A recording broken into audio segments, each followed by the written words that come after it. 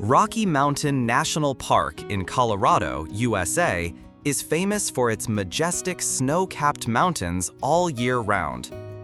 The tall pine forests stretch straight up to the blue sky, creating a magnificent scene. In the early morning, the park is immersed in a silver mist. The sound of the stream and the wind blend into the music of nature. John Miller, a dedicated ranger, was driving along Trail Ridge Road. Suddenly, he heard a hoarse cry coming from a steep cliff. The cry was weak but urgent, like a desperate cry for help. John immediately stopped the car at Ranger Station 12345 Bear Claw Road, Evergreen, CO. He took out his climbing gear and carefully approached the dangerous cliff. On the precarious nest, a young eagle appeared with a haggard appearance. Its ragged feathers were soaked with night dew, making it shiver with cold. The thin wings trembled. The beak was tightly closed. The eyes were half closed and tired. John realized that the bird was hungry and exhausted, on the brink of death. He called his colleague, Emily Carter, for help. The two waited patiently for 6 hours, hoping that the mother bird would return. But the sun was high in the sky, and only the wind whistled through the crevices of the rocks. John and Emily realized that the mother bird might have been in trouble. With determination, they decided to save the baby eagle. John gently cleaned up the nest and placed the baby eagle in a soft carpeted transport box. The box was secured with a seatbelt on a special vehicle. They quickly brought it to the wildlife rescue room. At the station, veterinarian Emily Carter urgently examined it.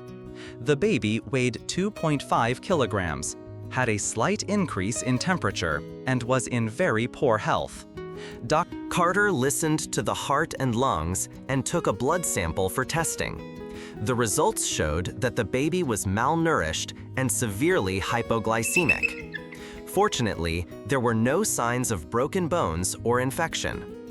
Dr. Carter and technician Alex Roberts prepared a special milk solution rich in protein. They used a syringe to feed the bird 1 milliliter at a time to avoid digestive shock. The bird was placed on a heating pad to stabilize its body temperature. The team monitored its pulse, oxygen levels, and stroked its feathers to reduce stress. Time passed as tensely as in the emergency room. By the 3rd day, the bird began to recover, revealing hope of survival. Everyone named it Skylar, meaning vast sky. Skylar raised its head, opened its beak, and chirped softly, making the whole team burst into joy. The young feathers gradually fell out and new ones grew shiny and smooth. Alex Roberts set up a 2-meter-high wooden pole to practice flying. The first time, Skylar only fluttered its wings weakly but kept its balance. Every day, it became healthier, its eyes bright, full of vitality. Emily Carter smiled. She has a stronger will than any patient I have ever met. After 10 weeks, Skylar could flap her wings strongly and make short glides in the training cage. Station manager Michael Anderson decided to hold a ceremony to release Skylar into the wild. The location chosen was Deer Ridge Junction, where majestic mountains meet the sky. The ceremony took place amid excitement from the entire rescue team. As Michael unbuckled his seatbelt, Skylar spread his massive wings. He soared up, circling the rescue team 3 times as a thank you. Then he dove straight into the vast blue sky. The sound of his wings echoed throughout the valley, confirming the return of a lord of the sky. The team stood still, their hearts filled with pride and emotion. In the days after the release, John and Emily often saw Skylar flying around the station. Skylar was like a loyal friend, attached to humans. One morning, John found Skylar perched on the roof of the station with a blue cloth cap on her wing. The cap had the number 04 embroidered on it, clearly not a bushcraft item. Michael Anderson decided to follow Skylar's journey to find out. They set off from Buffalo Creek Station, following the GPS signal attached to Skylar's medal.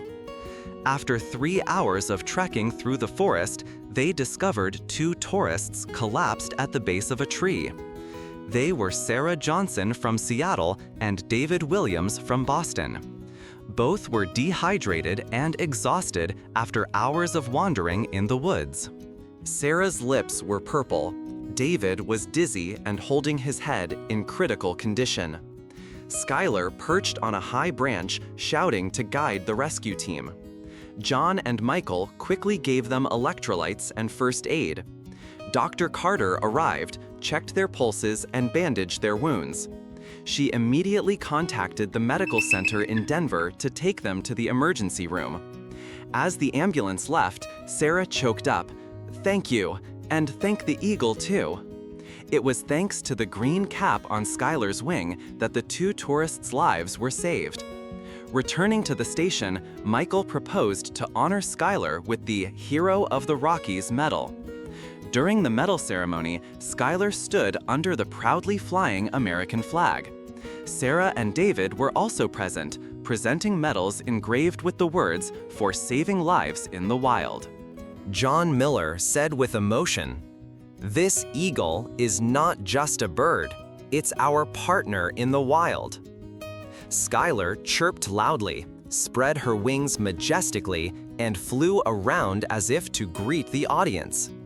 Skylar's story spread across the United States, appearing on National Geographic and PBS Nature. The bronze statue of Skylar, placed in front of Buffalo Creek Station, became an eternal symbol of the friendship between humans and nature.